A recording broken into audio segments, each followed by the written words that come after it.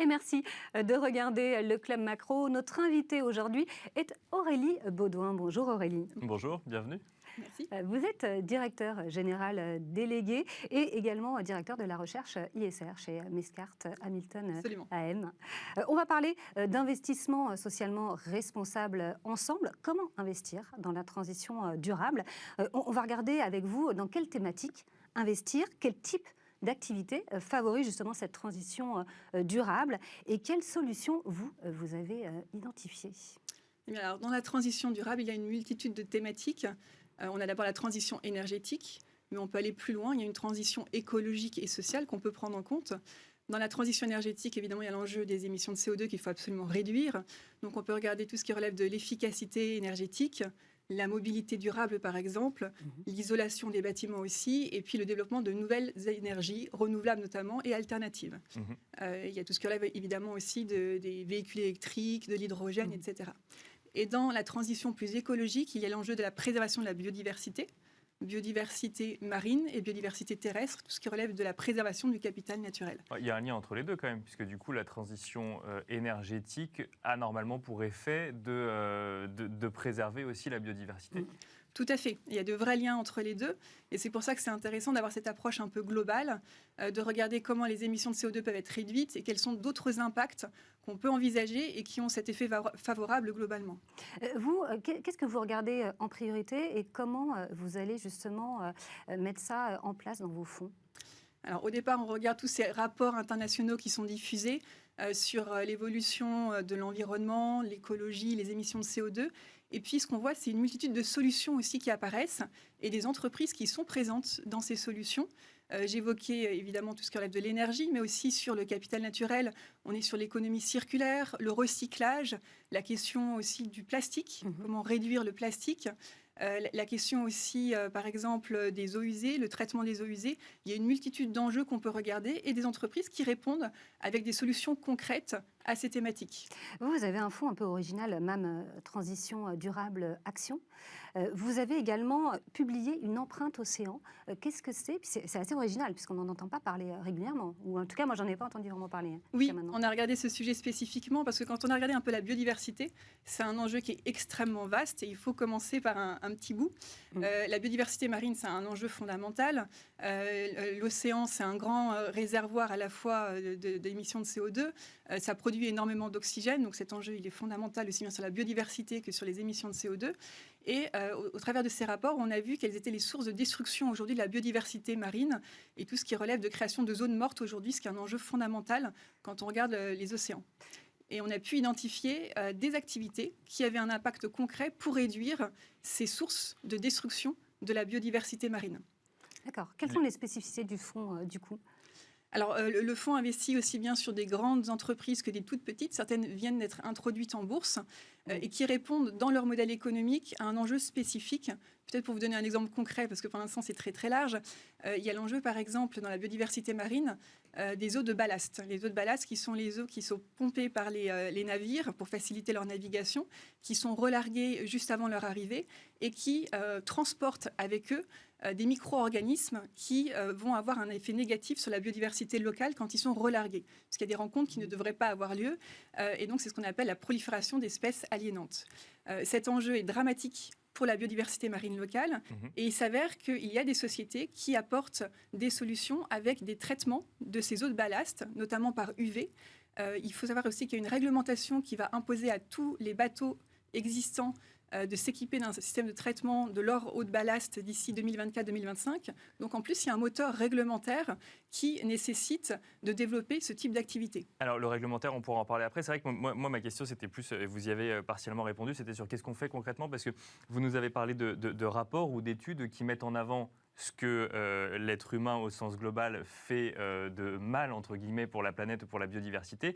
Mais ces rapports, en fait, ils mettent surtout en avant ce qu'il faudrait arrêter de faire. Donc quand on est dans une logique de financer pour faire et financer des activités, qu'est-ce qu'on fait concrètement, qu'est-ce qu'on finance? Donc là, vous nous avez donné effectivement un exemple, c'est on va chercher en fait des activités qui vont contrebalancer en fait systématiquement ces effets néfastes sur l'environnement. Qui vont contrebalancer ou qui vont apporter des alternatives. Donc par exemple, si on revient sur la biodiversité marine, il y a l'enjeu de la surpêche.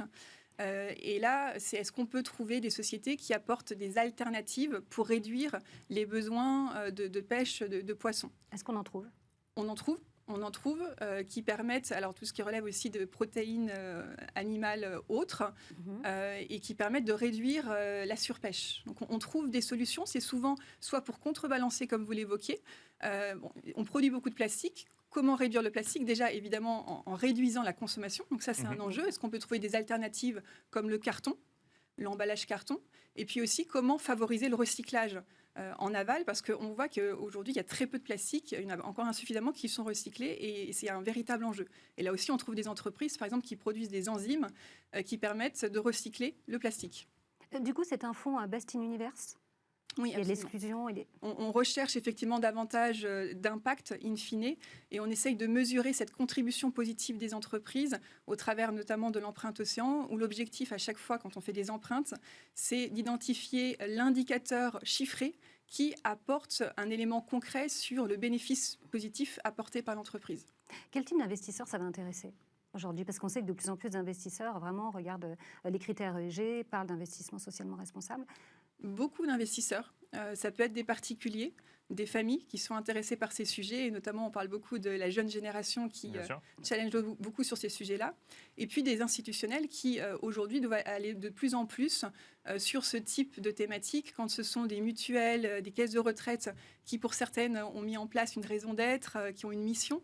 C'est fondamental pour eux d'aller vers ce type d'investissement. On va retrouver des performances équivalentes à des fonds non ISR? Oui.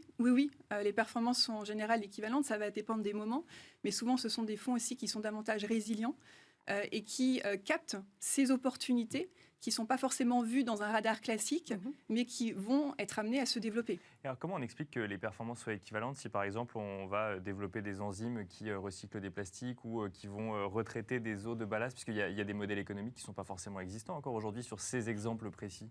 Il commence à être existant. D'accord. Et de par les nouvelles réglementations, il y a une vraie appétence. Il y a de nouveaux marchés qui se créent et des sociétés qui créent leur part de marché sur ces thématiques-là. Donc il y a des perspectives aussi dans les prochaines années qui sont extrêmement intéressantes. Et alors la réglementation, vous en parlez, c'est en fil rouge depuis le début de cette interview, parce que elle va se durcir aujourd'hui sur tous ces sujets-là, notamment en Europe, avec la prochaine échéance qui est en 2022 et qui va pousser encore plus finalement entreprises et financiers à respecter ces critères ESG.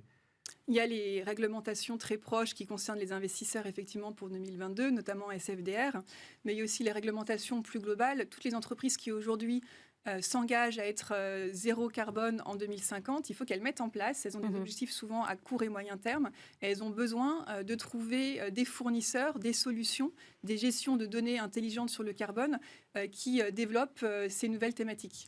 D'accord. Et comment on va investir justement dans la transition durable demain? Parce que là, aujourd'hui, on a une petite idée, mais dans, je sais pas, 10 ans, 20 ans.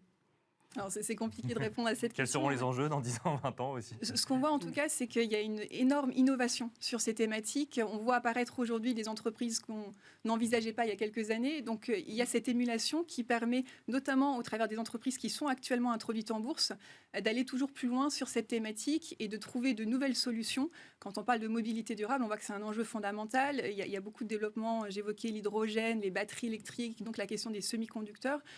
Tout ça se développe extrêmement vite et je pense qu'il y a encore de belles choses qui peuvent arriver dans l'avenir sur ces thématiques. Est-ce que, alors c'est une question un peu plus générale que la stratégie de Mesquart Hamilton, mais là aujourd'hui on parle de financer des alternatives. Est-ce qu'on pourrait aussi envisager d'arrêter de financer des choses polluantes ?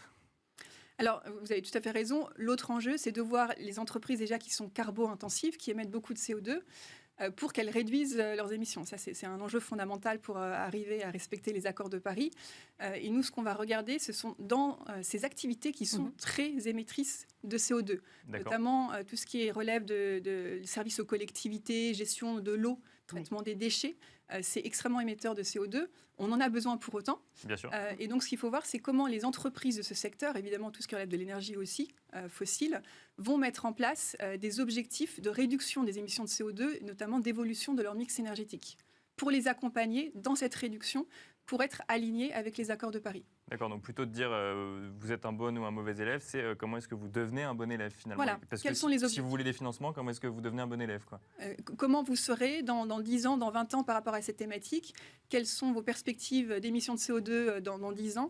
Et est-ce que c'est aligné avec cette trajectoire qui permet de ne pas trop augmenter le réchauffement climatique?